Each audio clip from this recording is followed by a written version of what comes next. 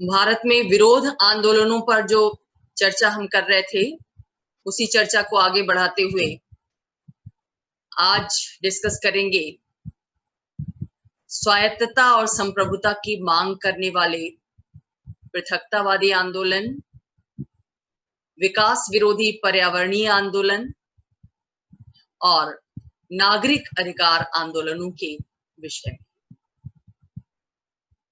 सबसे पहले ये देखते हैं कि ये स्वायत्तता की मांग करने वाले, संप्रभुता की मांग करने वाले अलगाववादी आंदोलन कौन से रहे हैं और क्यों इनके द्वारा भारतीय संघ से पृथक होने की मांग की जाती रही।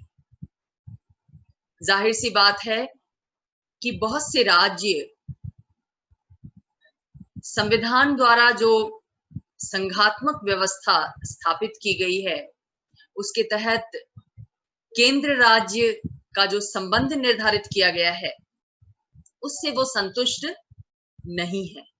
आप देख चुके हैं कि बहुत से राज्यों के द्वारा केंद्र पर यह आरोप लगाया जाता रहा है कि केंद्र सरकार अनुदान देने में या आर्टिकल 356 को लागू करने में पक्षपातपूर्ण रवैया अपनाती है।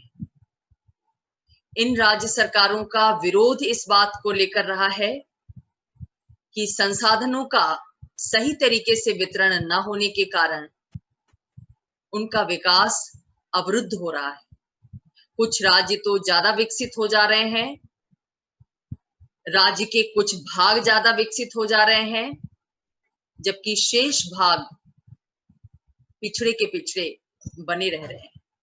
ऐसे में वहां पर असंतोष उदित होना और फिर उस असंतोष का आंदोलन का रूप धारण करना बहुत स्वाभाविक है। तो ये जो पृथकतावादी या अलगाववादी आंदोलन स्वतंत्रता के बाद भारतीय संघ में राज्यों के अंदर हमें देखने को मिलते हैं, वो बेसिकली दो तरह के हैं।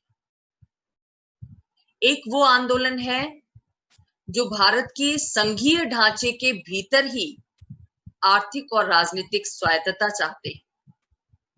वो अपनी पृथक राजनीतिक इकाई के रूप में अपनी पहचान प्राप्त करने के लिए संघर्षरत हैं। यानी वो ये तो चाहते हैं कि भारत की संघ व्यवस्था बनी रहे, लेकिन उस संघ व्यवस्था में जिस राज्य का वो अंग है, उस राज्य से पृथक करके उन्हें पृथक राज्य का दर्जा दिया जाए। ऐसा संघर्ष, ऐसा आंदोलन चला है विभिन्न राज्यों में, एक खास क्षेत्र के लोगों के द्वारा चलाया गया है। जैसे तेलंगाना आंदोलन चला कि तेलंगाना को अलग राज्य बनाया जाए। विदर्भ की डिमांड चलती रहती है, हरित प्रदेश की डिमांड चलती रहती है कि इन क्षेत्रों को, इनके जो विद्यमान राज्य हैं उनसे अलग करके इनको पृथक राज्य का दर्जा प्रदान किया जाए। और इन मांगों पर ध्यान भी दिया गया सरकार के द्वारा। जब ये आंदोलन बहुत मुखर हुए, बहुत ज्यादा आगे बढ़े, तो इस पर विचार किया गया और कुछ नए राज्य भारतीय संघ में गठित किए गए संसद के द्वारा। जैसे उत्तर प्रदेश से अलग होकर उत्तरांचल का गठन किया गया, क्योंकि उत्तर प्रदेश में पहले जो मैदानी इलाके के साथ साथ पहाड़ी इलाके शामिल थे, उन पहाड़ी इलाकों की शिकायत ये थी कि मैदानी क्षेत्रों के विकास पर ही उत्तर प्रदेश सरकार के द्वारा ज्यादा ध्यान दिया जाता है, पहाड़ी क्षेत्रों के विकास पर ध्यान नहीं दिया जाता। अगर पहाड़ी क्षेत्रों के लिए एक अलग सरकार बन जाएगी, अलग राजनीतिक इकाई के रूप में उन्हें मान्यता मिलेगी, तो उनका विकास कहीं बेहतर ढंग से होगा। तो उनकी इस मांग को ध्यान में रखते हुए उत्तरांचल का गठन किया गया। मध्य प्रदेश में छत्तीसगढ़ अस्तित्व में आया एक नए राज्य के रूप में, और बिहार में झारखंड अस्तित्व में आया।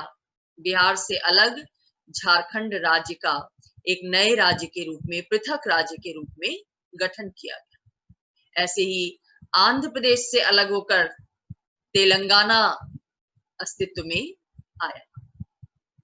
तो ये जो आंदोलन चलाए गए वो भारतीय संघीय व्यवस्था के अंतर्गत ही पृथक राज्यों की मांग को लेकर थे। मुद्दा था राजनीतिक और आर्थिक स्वायत्तता का। लेकिन कुछ पृथकतावादी आंदोलन ऐसे भी चलाए गए जो अपने आप को भारतीय संघ से अलग करना चाहते थे और एक अलग स्वतंत्र संप्रभु राज्य के रूप में मान्यता दिए जाने की मांग कर रहे थे। और ऐसी मांगे मुख्य रूप से हम कहाँ देखते हैं? उत्तर पूर्व में, जम्मू कश्मीर में और पंजाब में। पंजाब में खालिस्तान की मांग उठी,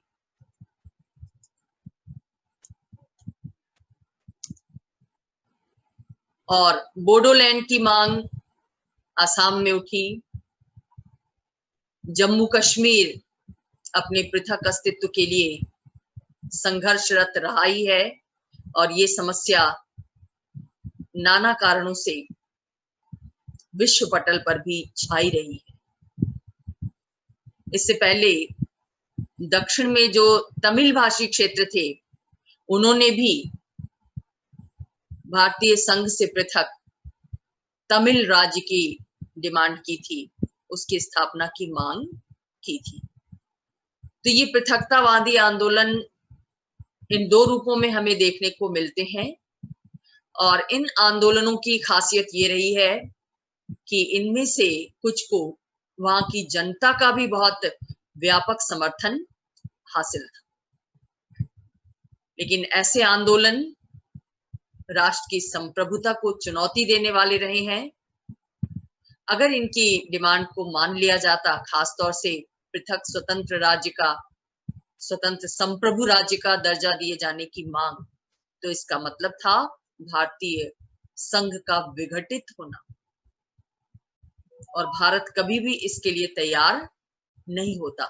लिहाजा ऐसे आंदोलनकारियों को नियंत्रित करने के लिए सरकार ने कुछ प्रभावी रणनीतियां अपनाई, जैसे आंदोलनकारियों के गुटों में फूट डालने की कोशिश की गई ताकि वो संगठित ना हो, क्योंकि संगठित होने पर उनकी शक्ति कई गुना बढ़ जाती है और उन्हें नियंत्रित करना मुश्किल हो जाता है। उनको कमजोर करने के लिए कई सारे कानूनी प्रावधान लाए गए और बल का प्रयोग भी किया गया।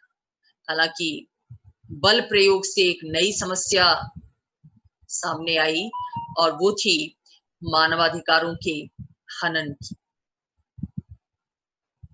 बहरहाल विरोध आंदोलनों का ये भी एक रूप रहा है जो भारत की राज्य राजनीति में बड़ी प्रमुखता के साथ देखने को मिलता है।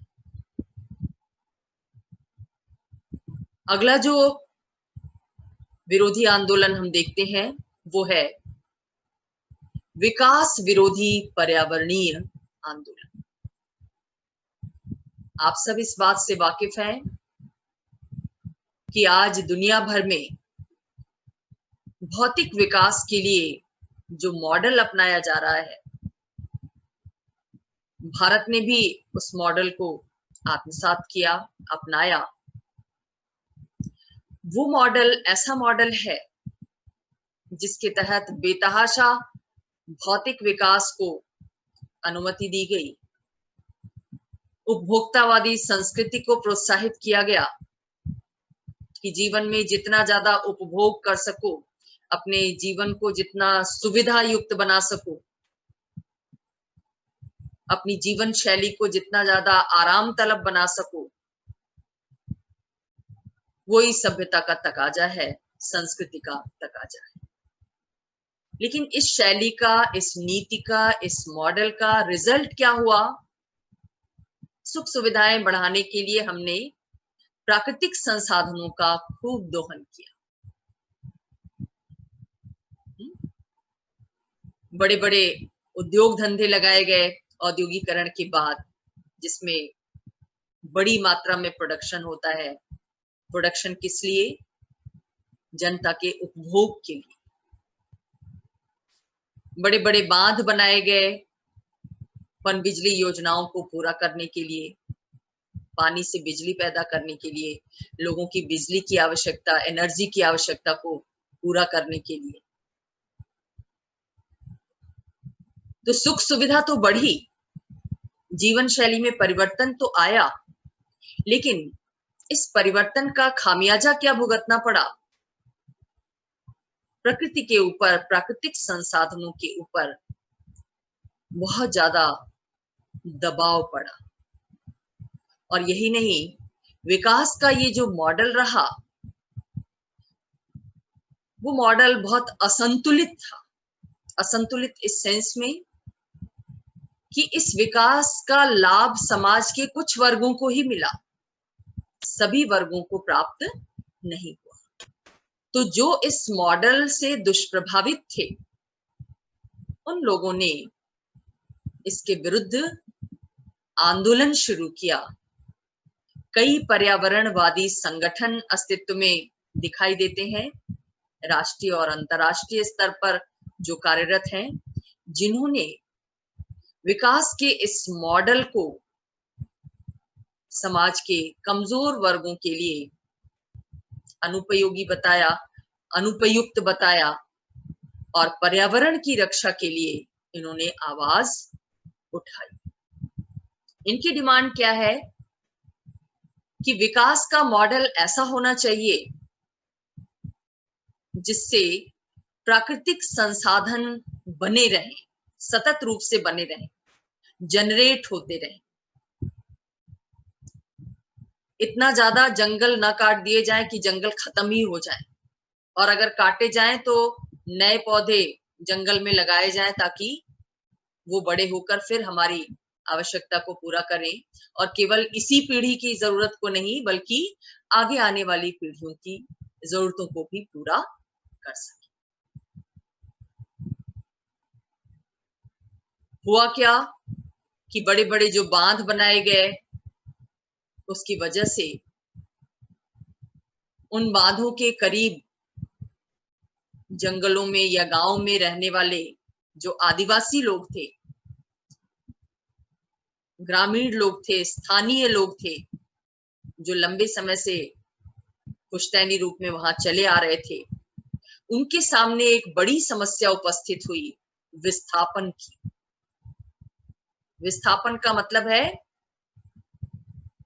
कि उनको अपना जमीन, अपना घर छोड़ना पड़ा।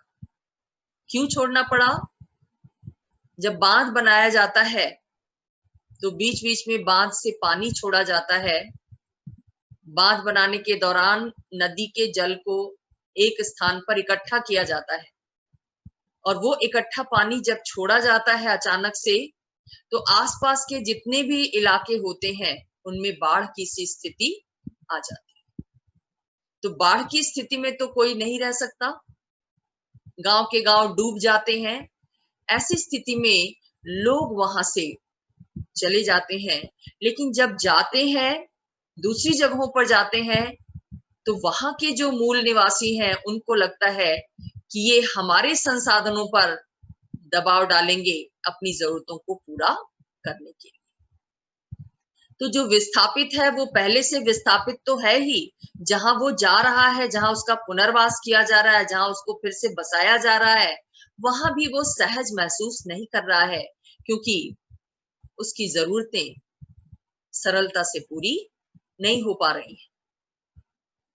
अपने गांव में रहते हुए, खेती करते हुए या जंगल का उपयोग करते हुए वो एक तरीके से अपनी आर्थिक जरूरतों को पूरा करने में सक्षम था, लेकिन बांधों के बन जाने के कारण या जंगलों की कटाई हो जाने के कारण उनको विस्थापित होना पड़ा है, जिसकी वजह से उनके सामने आजीविका का संकट उपस्थित हुआ है।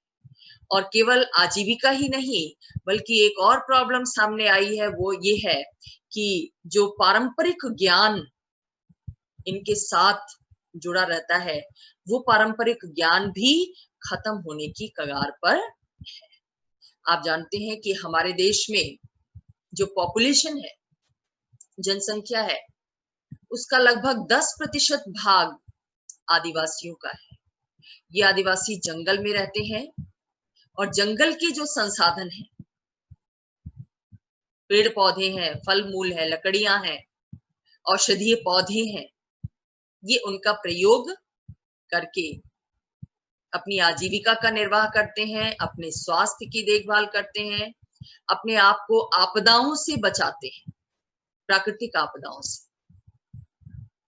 कोविड संकट के समय आपने देखा कि बहुत से आदिवासी इलाकों में आदिम जनजातियों के ऊपर इस महामारी का बहुत असर नहीं हुआ, या ऐसे भी अध्ययन सामने आए हैं कि अंडमान निकोबार द्वीप समूह में रहने वाले जो आदिवासी लोग हैं, उन्होंने कैसे सदियों से अपना जीवन सुरक्षित रखा हुआ है प्राकृतिक आपदाओं से। जब भी सुनामी आने वाली होती है, तूफान आने वाला होता है, तो उसकी भनक उन्हें पहले ही लग जाती है और वो ऊंचे स्थानों पर चले जाते हैं और अपने जीवन की रक्षा कर पाते हैं। तो ऐसा बहुत सा पारंपरिक ज्ञान है उनके साथ, जिस ज्ञान का उपयोग किया जा सकता है न केवल उनके द्वारा बल्कि अन्य लोगों के द्वारा भी। और आजकल आप जानते हैं कि सरकार के द्वारा इस बात पर बहुत जोर दिया जा रहा है कि भारत का जो ट्रेडिशनल नॉलेज है, पारंपरिक ज्ञान है, उसको सामने लाया जाए और उसका लाभ देशवासी ही नहीं बल्कि दुनिया के लोग भी उठाएं। नेचुरोपैथी पर जोर दिया जा रहा है, उन पौधों की, उन जड़ी बूटियों की खोज की जा रही है जो स्वास्थ्य के लिहाज से कारगर है। और भारत में कोविड-19 को लेकर जो डेथ रेट बताई जाती है, वो दुनिया की तुलना में, अन्य देशों की तुलना में बहुत कम है। इसकी एक बड़ी वजह ये है कि आजकल भारतवासी प्राकृतिक औषधियों पर ज्यादा निर्भर करने लगे। इसलिए इन्फेक्शन तो होता है लेकिन वो क्रिटिकल नहीं बन पाता, डेथ रेट कम हो जाती। तो जंगलों में या इन आदिवासी समुदायों के साथ जो उनका ज्ञान है, उनकी जो जीवन शैली है, उनके द्वारा खोजे हुए जो पौधे हैं, औषधीय पौधे, उनको सामने लाने की जरूरत है। और ऐसा तब हो सकता है जब इन आदिवासी समुदायों को सुरक्षित किया जाए, उनकी आजीविका को सुरक्षित किया जाए, उनको इस बात का आश्वासन दिया जाए कि उनके ज्ञान का प्रयोग उनकी आजीविका में वृद्धि करने में सहायक होगा। सरकार की तरफ से या अन्य समूहों की तरफ से ये प्रयास किया जाएगा कि वो अपने इस पारंपरिक ज्ञान को आर्थिक विकास का साधन बना सके, विशेष रूप से आज के नव उदारवादी युग। तो विकास की जो नीतियां बनाई जाती है, विकास का जो मॉडल अपनाया जाता है, उसकी वजह से सबसे ज्यादा दुष्प्रभावित होते हैं ये आदिवासी समुदाय जो प्रकृति के करीब रहते हैं, जो जंगलों में रहते हैं। और ऐसे आदिवासी भारत में, दक्षिण भारत में अगर हम देखें तो चेंचुस, कोंडा, रेडिस, कोल्लम, नाइकपॉड, एमपी में गोंड है और उत्तर पूर्वी राज्यों में निशी है, कोवा है, मोम, बहुत सारे आदिवासी समूह। तो इन समूहों की और इनके हितों की मांग उठाने वाले जो पर्यावरणीय संगठन है, उनके द्वारा सरकार के प्रति ये विरोध दर्ज किया जा रहा है कि सरकार इन समूहों के हितों की देखभाल नहीं कर पा रही है, जिससे पर्यावरणीय हितों का तो क्षरण हो ही रहा है, संसाधन तेजी से नष्ट हो रहे हैं जो इन संसाधनों को नष्ट नहीं होने देना चाह रहे हैं, आदिवासी ग्रुप, उनको भी कोई प्रोटेक्शन नहीं मिल रहा है, उनके भी अधिकारों को मान्यता नहीं मिल रही है। तो इसको लेकर बहुत ज्यादा विरोध चल रहा है। इस विरोध को हम पर्यावरणीय आंदोलनों के रूप में देखते। ऐसी मांगे उठाने वाले बुद्धिजीवियों में प्रमुख बुद्धिजीवी हैं, आप जानते हैं, सुंदरलाल बहुगुणा, मेधा पाटकर, जिन्होंने नर्मदा बचाओ आंदोलन का नेतृत्व किया। नर्मदा नदी पर सरदार सरोवर बांध बनाया जा रहा था और इस बांध से जो लोग विस्थापित हुए थे, उनके मुद्दों को मेधा पाटकर ने उठाया। सुंदरलाल बहुगुणा के नेतृत्व में चिपको आंदोलन चलाया गया, जो वृक्षों की कटाई को रोकने के लिए था। आंदोलनकारी पेड़ों से चिपक कर उनको काटने से रोकने की मुहिम कर रहे थे। वंदना शिवा, ये भी पर्यावरण कार्य करती हैं, पर्यावरणवादी बुद्धिजीवी हैं और नाना मुद्दे उठाए जाते हैं पर्यावरण को लेकर, पर्यावरण की सुरक्षा को लेकर और उस सुरक्षा में योगदान देने वाले आदिवासियों के अधिकारों को लेकर। इन पर्यावरणीय आंदोलनों को बहुत से स्थानों पर, बहुत से राज्यों में जनता का समर्थन मिला। जैसे जो नर्मदा बचाओ आंदोलन शुरू हुआ, उसको गुजरात सरकार ने बहुत ज्यादा समर्थन दिया, बहुत से राजनीतिज्ञ उसके सपोर्ट में आए और यहाँ तक कि जो वर्ल्ड बैंक है वो भी उसके सपोर्ट में आया। लेकिन दूसरी तरफ हम क्या देखते हैं कि मध्य प्रदेश और छत्तीसगढ़ में इस आंदोलन का विरोध आम जनता और सरकार दोनों के द्वारा किया गया। तो ये एक तथ्य है इस विरोध आंदोलन के संबंध में। अगला जो आंदोलन, विरोध आंदोलन हम भारत में देखते हैं, वो है नागरिक अधिकार आंदोलन। नागरिक अधिकार यानी वो परिस्थितियां जो नागरिक का जीवन जीने के लिए, व्यक्ति का जीवन जीने के लिए जरूरी है।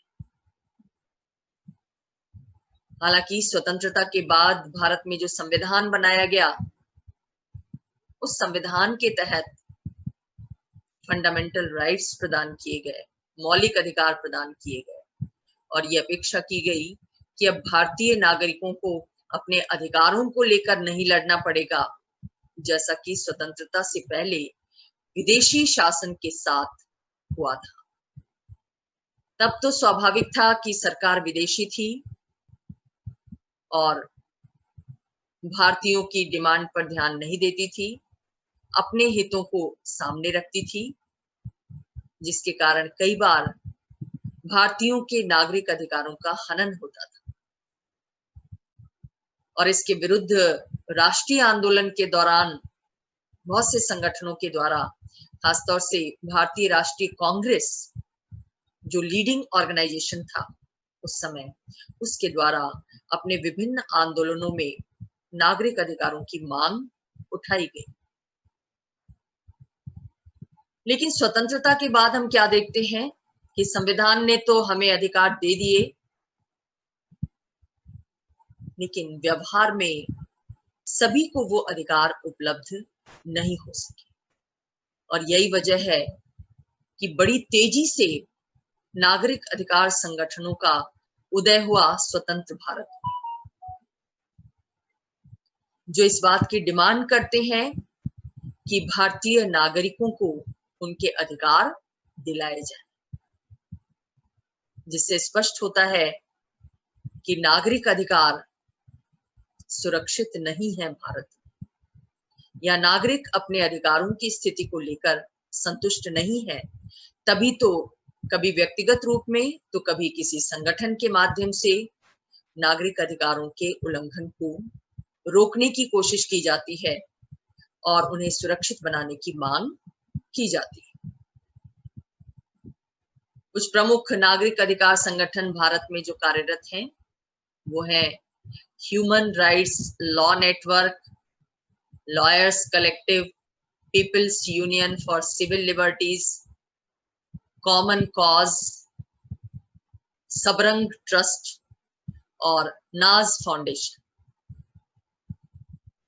खास बात यह है कि ये जो संगठन है जो नागरिक अधिकारों का मुद्दा उठाते हैं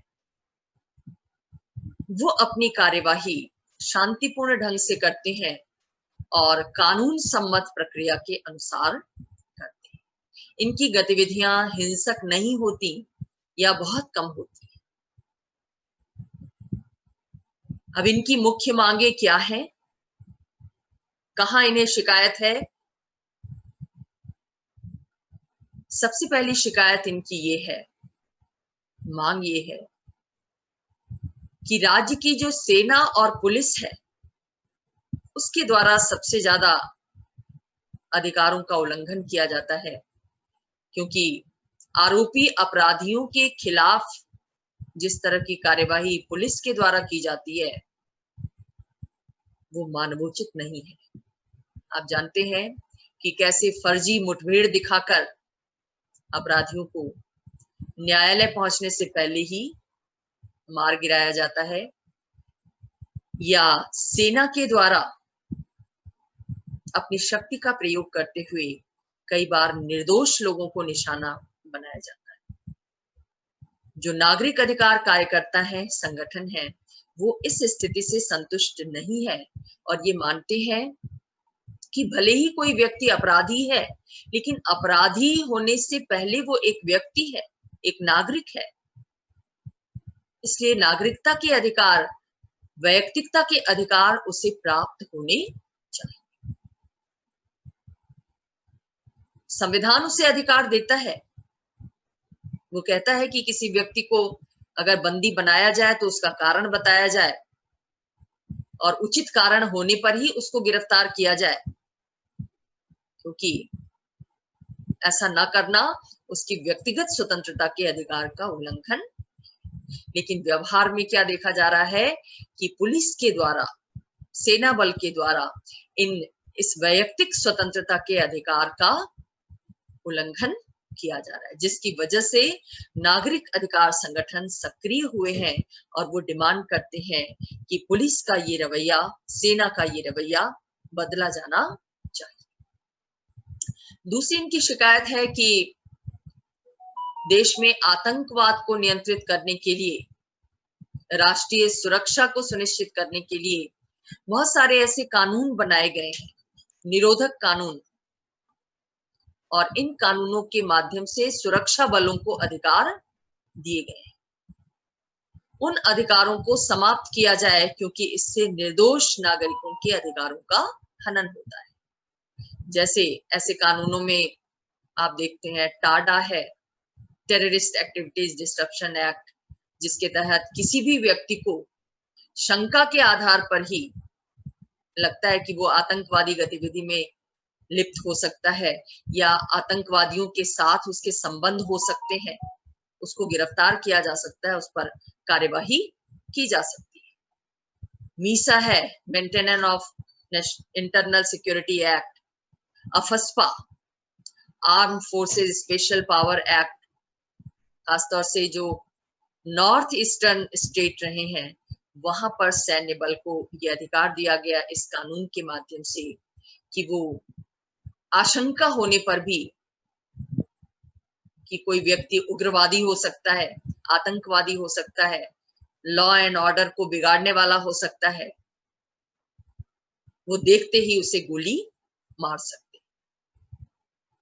तो इस अधिकार के कारण कई बार निर्दोष लोगों की जान भी जाती है। और आपने देखा कि इरोम शर्मिला ने मणिपुर में अफस्पा के विरोध में दशकों तक सत्याग्रह किया, क्योंकि उन्हें ऐसा लगता था कि ये कानून नागरिक अधिकारों का उल्लंघन करने वाला है, निर्दोष लोगों की जान लेने वाला है, आतंकवाद, उग्रवाद के खात्मे के नाम पर। तो ऐसे कानूनों को भी रद्द किए जाने की मांग नागरिक अधिकार संगठनों के द्वारा की जाती रही। तीसरी इनकी डिमांड ये है कि भारतीय संविधान ने जो अधिकार नागरिकों को प्रदान किए हैं, उन अधिकारों की रक्षा के लिए कानूनों को प्रभावी ढंग से क्रियान्वित किया जाए। यानी जो अधिकारों का उल्लंघन करने वाले अपराधी हैं, उनके विरुद्ध समय पर और उचित कार्यवाही हो। होता क्या है कि अपराध करने वाले बच निकलते हैं और निर्दोष पकड़ा जाता है, या अपराधी के विरुद्ध मुकदमा इतने लंबे समय तक चलता है कि फिर उसके दंड का कोई मतलब नहीं रह जाता। हालांकि इस स्थिति में भी सुधार के प्रयास किए जा रहे हैं, लेकिन वो प्रक्रिया अभी भी धीमी है। और यही कारण है कि भारत में मानवाधिकारों की स्थिति को लेकर जो अंतर्राष्ट्रीय मानवाधिकार संस्थाएं हैं, जैसे amnesty international, human rights watch, वो अक्सर सरकार को आगाह करती रहती हैं अपनी रिपोर्ट्स के माध्यम से कि भारत में इन इन जगहों पर इन इन एजेंसियों के द्वारा मानवाधिकारों का उल्लंघन किया जा रहा है। 2019 में इनके द्वारा जो रिपोर्ट पेश की गई भारत के संबंध में, उसमें बहुत से ऐसे तथ्यों पर, बहुत सी ऐसी घटनाओं पर प्रकाश डाला गया जो ये बताती है कि भारत में कहां-कहां मानवाधिकारों का उल्लंघन हो रहा है। जैसे इस रिपोर्ट में ये कहा गया कि जब जम्मू कश्मीर में धारा 370 हटाई गई, जो धारा जम्मू कश्मीर को एक विशेष राज्य का दर्जा देती थी, तो इस दौरान बहुत सारे कश्मीरी नेताओं को नजरबंद रखा गया। उनके घरों में ही उन्हें एक तरीके से गिरफ्तार रखा गया। उन्हें बाहर आने जाने या बाहर के विचारों से लोगों से संपर्क करने की मनाही की गई। उनकी संचार सुविधाएं रोक दी गई, इंटरनेट कनेक्शन काट लिया गया जम्मू कश्मीर के लोगों का। ये सारी स्थितियां मानवाधिकारों का उल्लंघन है, नागरिक अधिकारों का उल्लंघन है, क्योंकि नागरिक होने के नाते उन्हें भी अपनी बात स्वतंत्रता पूर्वक रखने या दूसरों की बातों को सुनने समझने का अवसर मिलना चाहिए, घूमने फिरने की आजादी होनी चाहिए। लेकिन इन प्रावधानों के तहत कश्मीर के लोगों को उनके नागरिक अधिकारों से वंचित रखा गया, रिपोर्ट ये कहती है। दूसरा रिपोर्ट में ये कहा गया कि जो राष्ट्रीय नागरिकता कानून पारित किया गया संसद के द्वारा, और उस कानून के संदर्भ में ही जो असम में नागरिकता रजिस्टर बनाया गया, उस नागरिकता रजिस्टर बनाने की जो प्रक्रिया थी, जो प्रावधान निर्धारित किए गए, उसके अनुसार 2 लाख नागरिकों को राज्यविहीन होना पड़ा। यानी उस रजिस्टर में उनका नाम नहीं था, और नाम नहीं था इसलिए उन्हें भारत का नागरिक मानने से इनकार किया गया। अब ऐसे 2 लाख लोगों के सामने ये समस्या आई कि वो किस राज्य में जाएं, कहां अपने नागरिकता के अधिकार की डिमांड करें, कहां उनका पुनर्वास होगा। ये एक बड़ी विषम स्थिति होती है अगर किसी के सामने आ जाए तो, और ऐसा असम में 2 लाख लोगों के साथ। रिपोर्ट ये कहती है कि ये नागरिकों के साथ एक भेदभाव मूलक कदम था। इस कानून के अनुसार कुछ खास समुदाय के शरणार्थियों को ही नागरिकता के अधिकार प्रदान किए गए, भारत का नागरिक माना गया, और बाकी लोग जो नागरिकता रजिस्टर में नाम दर्ज कराने के लिए जो दस्तावेज चाहिए थे, वो दस्तावेज उनके पास नहीं थे, इसलिए उन्हें नागरिक मानने से इनकार किया गया। सरकार के इस कदम के विरुद्ध स्वरूप आपने देखा कि पूरा असम जल उठा। असम में बहुत व्यापक विरोध हुआ इस कानून का। दिल्ली का शाहीन बाग आपने देखा,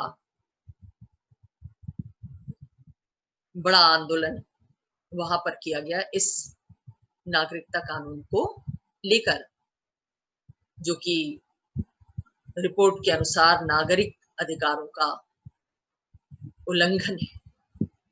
यही नहीं, रिपोर्ट ये भी कहती है कि जितने भी नागरिक अधिकार कार्यकर्ता हैं उनको उनकी विचार अभिव्यक्ति के कारण गिरफ्तारियां झेलनी पड़ी, नजरबंदी झेलनी पड़ी और उनके विरुद्ध कानूनी कार्यवाही हुई। एमनेस्टी इंटरनेशनल इंडिया और ग्रीन पीस जैसे जो संगठन है, नागरिक अधिकार संगठन, वैश्विक स्तर पर जिनके द्वारा काम किया जाता है, उनके अकाउंट को फ्रीज कर दिया गया और इनके जो कार्मिकों की संख्या थी वो 30% तक कम कर दी गई। सरकार ने इन पर क्या आरोप लगाया कि इन्होंने विदेशी मुद्रा विनिमय कानून का उल्लंघन किया है, यानी विदेशी सरकारों से ये जो ग्रांट प्राप्त करते हैं वो गैर कानूनी तरीके से प्राप्त करते हैं। इस आधार पर इनको नजरबंद किया गया, इनके विरुद्ध कार्यवाही की गई। बहुत से मानवाधिकार कार्यकर्ताओं को गिरफ्तार किया गया जिन पर यह आरोप था कि उन्होंने विभिन्न रैलियों के माध्यम से समाज के दलित वर्ग के लोगों को उकसाने का काम किया है, खासतौर से महाराष्ट्र में, जिसके कारण बाद में हिंसक घटनाएं। रिपोर्ट ये भी कहती है, जैसा कि हम देख चुके हैं, कि सरकार की नीतियों के कारण लाखों आदिवासी जनजातियों को विस्थापित होना पड़ा, अपना गांव, अपनी जगह, अपना खेत छोड़ना पड़ा। रिपोर्ट में भीड़ हत्या की घटनाओं को भी सामने लाया गया है, जिसके माध्यम से लोगों के अधिकारों को, सैकड़ों नागरिकों के अधिकारों को कुचलने का कार्य किया गया। बिना कानूनी कार्यवाही का इंतजार किए भीड़ के द्वारा किसी खास धार्मिक समुदाय के मानने वाले को या किसी खास सामाजिक वर्ग के लोगों पर निशाना साधा गया और उनके अधिकारों को कुचला गया। यही नहीं, हम क्या देखते हैं कि जो मी टू अभियान चल रहा है, महिला अधिकारों के संदर्भ में महिलाओं के विरुद्ध होने वाले जितने भी अत्याचार हैं उनको प्रकाश में लाने के लिए, उस अभियान में हम क्या देख रहे हैं कि बहुत से क्षेत्रों से जुड़ी हुई महिलाओं ने, जिनमें मनोरंजन भी है, औद्योगिक क्षेत्र से भी है, सार्वजनिक क्षेत्र से भी है, इन महिलाओं ने अपने जीवन में अपने विरुद्ध होने वाले अत्याचारों को मुखरित किया है, बताया है कि मेरे साथ भी ऐसा अत्याचार हुआ, ऐसा शोषण हुआ। और इस अभियान के माध्यम से इन संगठनों की, नागरिक अधिकार संगठनों की ये डिमांड रही है कि कार्यालयों में होने वाली यौन हिंसा की जो घटनाएं हैं, जो महिलाओं के विरुद्ध होती हैं, उनको नियंत्रित करने के लिए जो कानून बनाया गया है, उस कानून को प्रभावी ढंग से लागू किया जाए। आप जानते, पायल घोष ने निर्देशक अनुराग कश्यप पर आरोप लगाया है कि उन्होंने उनके साथ उनका यौन शोषण किया। तो मी टू अभियान के माध्यम से भी नागरिक अधिकारों की रक्षा की, महिला अधिकारों की रक्षा की डिमांड उठ रही। हम देखते हैं कि कोविड-19 की जो वैश्विक महामारी है उसको नियंत्रित करने के लिए जो देशव्यापी लॉकडाउन लगाया गया, उसमें भी देश के करोड़ों प्रवासी मजदूरों को आर्थिक, शारीरिक और मानसिक कष्ट झेलना पड़ा। ये भी एक तरीके से उनके नागरिक अधिकारों का उल्लंघन है और ये नए रूप में हमारे सामने आया।